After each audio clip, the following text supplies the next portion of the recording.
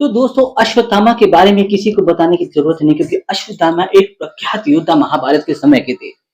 भगवान कृष्ण जी ने उनको ऐसा श्राप दिया, आप ये कहो कि अमरता अमरता का दुखियारा श्राप, कि ना जो मर सके और ना खुशी से जी सके। ऐसा श्राप उनको मिला कि ना तुम्हारा कोई घाव भरेगा, ना तुम्हारा कोई घाव ठीक होगा, और कलयुग के अंत तक तुमको जीना पड़ेगा जब तक मेरा कली अवतार ना हो जाए। तो दोस्तों ये कहानी एक ऐसे व्यक्ति की है जिसने जन्म लेने के बाद अश्वत्थामा से मिलने की, और महाभारत काल में मेरा जन्म हुआ होता, काश मैं वहां की योद्धाओं को देख सकता। ऐसी परिकल्पना के साथ एक व्यक्ति का जो जन्म होता है, जिनका नाम होता है सत्येंद्र जोशी नाम। दोस्तों उनकी ये महत्वाकांक्षा बढ़ती जाती है। जैसा कि आप जानते हैं कि ख्वाहिशें, हर व्यक्ति मरने से पहले अपनी ख्वाहिशें पूरी करना चाहता है। तो ऐसे ही सत्येंद्र जोशी इस ख्वाहिश के साथ कि चलो मैं महाभारत में जन्म ना ले सका, पर कम से कम मेरी अगर अश्वत्थामा से मुलाकात हो जाए तो मैं मुझे आराम से मर सकूं। तो इस परिकल्पना के साथ वो जी रहे होते हैं दोस्तों। धीमे धीमे उनकी उम्र निकलती जाती है दोस्तों, वो 50 साल के हो जाते हैं, पर उनका जो ये जिद होती है, ये इच्छा होती है, ये खत्म नहीं होती दोस्तों। और फिर एक समय जब उनकी उम्र 65 से 70 साल पहुंचती है दोस्तों, तो एक दुखद समाचार उनको मिलता है। डॉक्टर उनको बोलता है कि उनको कैंसर हो चुका है, लास्ट स्टेज है, और अब उनके पास बहुत समय नहीं है। उनके पास मात्र 1 महीना होता है दोस्तों, 1 महीना। वो बहुत निराश हो जाते हैं, उनको मरने का डर नहीं होता, पर कहते हैं ना, मरने से पहले जो आपकी इच्छा होती है ना, वो आपको रहती है कि यार ये इच्छा मेरी पूरी हो गई होती तो मैं आराम से मर चुका होता। तो ये अपनी इच्छा वो अपने परिवार को बताते हैं, अपने बच्चों को बताते हैं कि बेटा मैं मरने से पहले एक आखिरी प्रयास करना चाहता हूँ, अश्वत्थामा से मिलना चाहता हूँ। और जैसे कि सबने सुना था कि बुरहानवानी के असीमगढ़ किले के शिव जी के मंदिर में आज भी अश्वत्थामा सुबह भगवान की पूजा करने आते हैं, और उनको कोई देख नहीं पाता, क्योंकि जो देखता है या तो वो बचता नहीं, और या तो अलग हो जाता है। तो दोस्तों इस जिद के लिए उनके बच्चे भी उनसे क्या नाम है झुक जाते हैं, लाचार हो जाते हैं कि चलो कोई बात नहीं, पिताजी की आखिरी इच्छा है, तो वो जाने के लिए तैयार हो जाते हैं। पर तो सोचते हैं कि आप रहोगे कहाँ, वहां बुरानवानी में आप कैसे रहोगे। तभी उन्होंने कहा कि उनकी एक बेटी का जो शादी थी वो बुरानवानी से 15 से 20 किलोमीटर दूर पे थी, और उनका जो दामाद था वो एकदम बेटे की तरह उनके साथ एकदम पिताजी का व्यवहार करता था। तो उन्होंने बोला कि मैं अपना अंतिम शरीर वहीं छोड़ना चाहता हूँ, अगर मेरी मुलाकात हो गई तो ठीक, नहीं तो मैं वहीं मरना चाहूंगा। तो बच्चे भी बेचारे क्या करते, लाचार हो गए, और वो बोलते हैं चलो ठीक है पिताजी, हम आपको छोड़ आते हैं। तो वो पिताजी को लेके बुरानवानी के पास जो उनकी बेटी का घर था वहां पे छोड़ आते हैं। दामाद जी भी बहुत आदर सत्कार उनका करते हैं। फिर सत्येंद्र जोशी उनको अपने दामाद को अपनी कहानी बताते हैं कि मैं अश्वत्थामा से मिलना चाहता हूँ। तो उनके दामाद जी भी चकरा जाते हैं, ये कैसे हो सकता है। पर क्योंकि आखिरी इच्छा था और उनका मरने का समय नजदीक था, तो उनकी जो इच्छा था उसका सम्मान करा। और उनके जो पिताजी थे, उनके जो ससुर थे, उन्होंने ये डिमांड करी सत्येंद्र जोशी से कि मुझे एक कार और एक अच्छा ड्राइवर मुझे दे दो, ताकि मैं रोज सुबह उस किले में जा सकूं, और मैं इंतजार करूं कि हो सके तो कि अश्वत्थामा के आ सकता था, मेरी मुलाकात हो जाए। तो उनके दामाद कहते हैं चलो कोई बात नहीं पिताजी, मैं आपके लिए बंदोबस्त कर देता हूँ। और उनका दामाद भी बहुत ही अच्छे नेचर का था, और उन्होंने एक 4 व्हील और एक अच्छे ड्राइवर का बंदोबस्त कर दिया। अब सत्येंद्र जोशी जी रोज डेली मॉर्निंग में पहले 4 बजे गए, 4 बजे गए, 4 बजे जाने के बाद 1 घंटे रुके, उसके बाद वहां मंदिर में जाकर देखे तो मंदिर में पूजा करके वो जा चुका था। तो उन्होंने सोचा कि अब तो कुछ और करना पड़ेगा। तो दूसरे दिन वो 3:30 बजे गए। तो दोस्तों सत्येंद्र जोशी दूसरे दिन 3:30 बजे जाते हैं।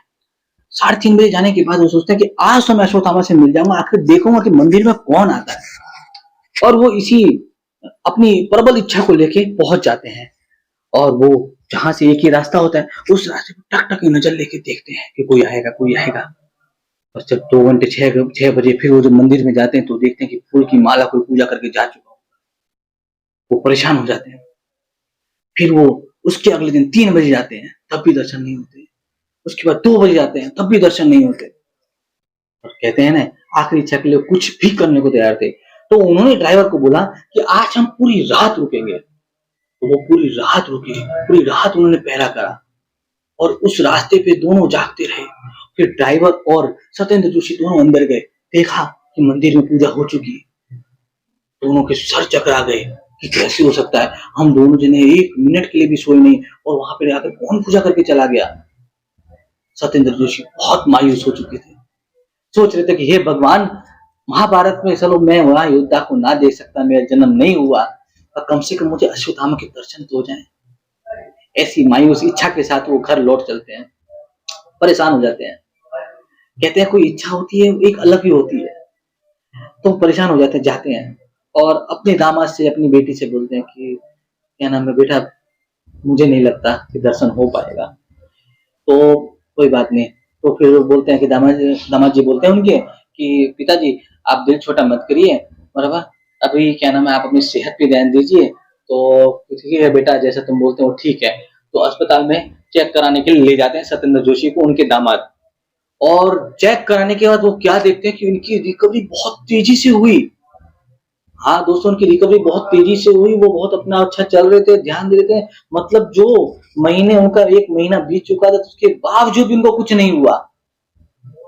जहां वो अपनी इच्छा लेके आए थे कि मैं अश्वत्थामा के दर्शन करूंगा और अपने प्राण यही त्यागूंगा, वो आदमी रिकवर हो चुका था और हो रहा था बढ़िया से। अब ये चीज देख उनके दामाद भी अचंभा में, उनकी बेटी भी अचंभा में, यहाँ तक कि सत्येंद्र जोशी भी खुद अचंभे की, ये क्या, डॉक्टर ने तो मेरे को 1 महीने का समय दिया था, मैं तो मरने वाला था, मैं मरने की भावना से आया था। अब ये सब चीजें कि जब वो उम्र के अब मैं ठीक हो रहा हूँ, तो फिर बोलते हैं कि बेटा अब मैं तुम्हारे ऊपर बोझ नहीं बनना चाहता, क्योंकि मैं वैसे भी बेटी के घर 1 महीने रुका, तुमको परेशान करा और एक अपनी पागल सी इच्छा लेके तुम्हारे पास आया था। क्योंकि मुझे तो ये लगा था मैं बचूंगा, पर मेरी रिकवरी हो रही है, तो मैं अब अपने घर लौट चलता हूँ। तो ये सब कह के सत्येंद्र जोशी अपना सामान वामान पैक करके, उनके दामाद उनको स्टेशन पे छोड़ के आते हैं, वो ट्रेन में बैठ जाते हैं। अब ट्रेन में बैठने के बाद ट्रेन चलती है, ट्रेन निकलती है, सत्येंद्र जोशी मायूस और मन में एक अलग सी क्या तभी इच्छा कि मेरी आखिरी इच्छा रह गई अधूरी। अब उनका दिल बहुत तेजी से धड़कने लगता है, दिल में अलग से दर्द होने लगता है। सत्येंद्र जोशी को लगता है कि हे प्रभु, हे भगवान, क्या आज मैं मरने वाला हूँ। बोलते हैं ना, आभास हो जाता है, क्योंकि उनका दिल इतनी तेजी से धड़क रहा होता है, दर्द कर रहा होता है, उनको कहीं ना कहीं लग रहा है कि हे भगवान, क्या मैं मरने वाला हूँ। हे प्रभु, अगर मैं मरने वाला तो मेरी इच्छा एक अधूरी है। तो उनको एक इच्छा बचपन से थी, अब वो इच्छा उनकी इतनी प्रबल थी कि उनको जब लगा कि मैं मरने वाला हूँ, तो उनको ये मेरी इच्छा एक अधूरी रह गई है, भगवान मेरी ये इच्छा अधूरी रह गई है। अब इस मलाल के साथ वो चल रहे हैं और डर रहे हैं। फिर क्या देखते हैं कि एक स्टेशन पे जाके ट्रेन रुक जाती है।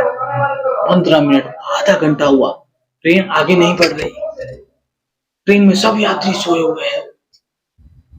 तभी उनके पास सीट पे एक आदमी, लंबा चौड़ा आदमी, कंबल ओढ़ा हुआ, वहां उनके पास आके बैठ जाता है। ये उसको स्टेशन देखते हैं कि भाई कौन हो तुम। इनको डर लगता है ये कोई गुंडा डाकू तो नहीं, क्योंकि इतना प्रबल विशाल आदमी उनके पास आके बैठता है। सॉरी, उनके पास आके बैठता है।